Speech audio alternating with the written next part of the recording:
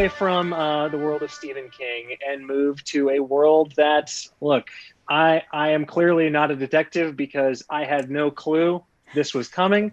So Tony Stark may be off eating a plate of cheeseburgers in the sky right about now, but Robert Downey Jr. is already planning his leap to a different cinematic universe. This time, the game is afoot with the Sherlock Cinematic Universe. That's right, folks. Speaking at a Fast Company Innovation Festival panel alongside his wife and producing partner Susan Downey, RDJ mentioned their plans for a third Sherlock film directed by Rocketman's Dexter Fletcher, as well as plans for a larger cinematic universe for some reason. RDJ said, at this point, we really feel there's not a mystery verse built out anywhere, and Conan Doyle is the definitive voice in that arena, I think, to this day. So to me, why do a third movie if you're not going to be able to spin off into some real gems of diversity in other times and elements? And adding to that, Susan said, spin off characters from a third movie to see what's going on in the television landscape, to see what Warner Media is starting to build out things with HBO and HBO Max. So I'm curious, did they just watch Enola Holmes and think, wow, Yes. we should do this, but with our characters? And how is this even going to, how do you see this even working? I feel like I'm curious. Do you think the shared cinematic universe moment is kind of over beyond the Marvel and DC of it all? And I guess I'll add Fast and Furious to that mix too. Andres, let's start with you on this one. Yeah, I mean, I don't think it's over anytime soon. As long as people are willing to risk it and try and make as much money as they can, I think they will try it. My only question is, to answer your first question, Dan, yes, the answer is Holmes seems to be popping right now. So I'm sure that the Downeys are like, hey, Enola worked out. Let's try and do it with our own characters. My thing is like, this is 9 years later and we haven't seen Game of Shadows. I think it came out 2011.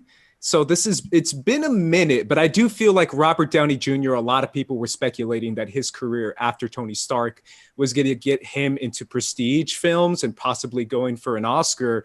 And now I'm convinced that he's like, yo, this money thing is good. I'm going to just keep making this money stuff. And who cares about them prestige films? Because I want to print that money.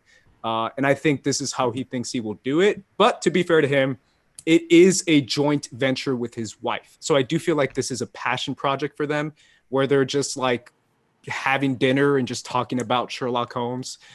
So I'm sure this is some sort of like relationship thing they want to do. And for that, I give it 2 thumbs up.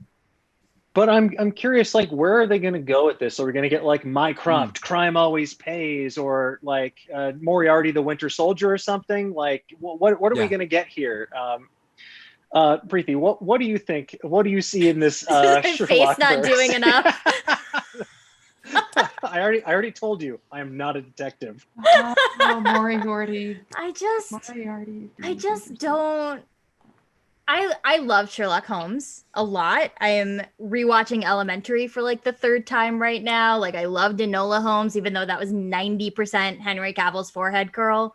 Like into it. The thought of watching a Sherlock Holmes cinematic universe movie that does not involve Sherlock Holmes at all, I don't understand the like appeal of it. I'm not interested in it. And if Guy Ritchie's going to do anything, I want a Legend of the Sword cinematic universe. Ooh. Like, give me Vinnie Jones as Merlin. Let me watch that movie. I don't necessarily want the Sherlock Holmes cinematic universe because I just don't even know, like you said, like I don't want to watch a movie about Mycroft. That sounds awful. I don't want to watch a movie about Moriarty without someone who can go up against Moriarty. Like, what is that? It doesn't sound good.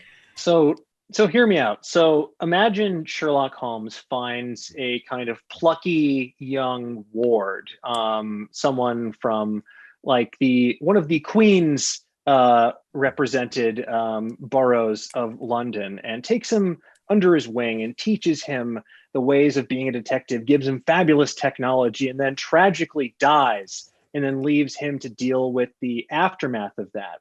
That seems like a good original way to build out this universe in a way that'll generate buku bucks at the box office, and also give a new generation. If only there was like a young British actor who could just transcend all 4 quadrants at the box office.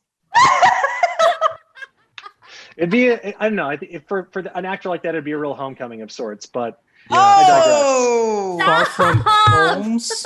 oh, wow. Far from Home. Wow. Far Homes. from home. Yeah. No. That's what they should call the cinematic universe. Truly, Far from Like, Homes. not the mystery Far verse, from the Far from Homes verse. My Ryan, question is, Tommy is Holland. this, are we getting Big more Pete. Irene Adler though? Yes. With all the jokes aside, if I get a story about Irene Adler, maybe I care some. But no, they need to sit I down. agree with you, but Like- Elementary did the Irene Adler story so well. I get that. Also, we live in a world, Preeti, where we have a thing called the librarians, the magicians, and Warehouse 13. And I'm going to be very honest. The librarians and Warehouse 13, basically the same show. And I'm going to tell you what, I own all of them. I watched all of them. They were great. I will watch them again.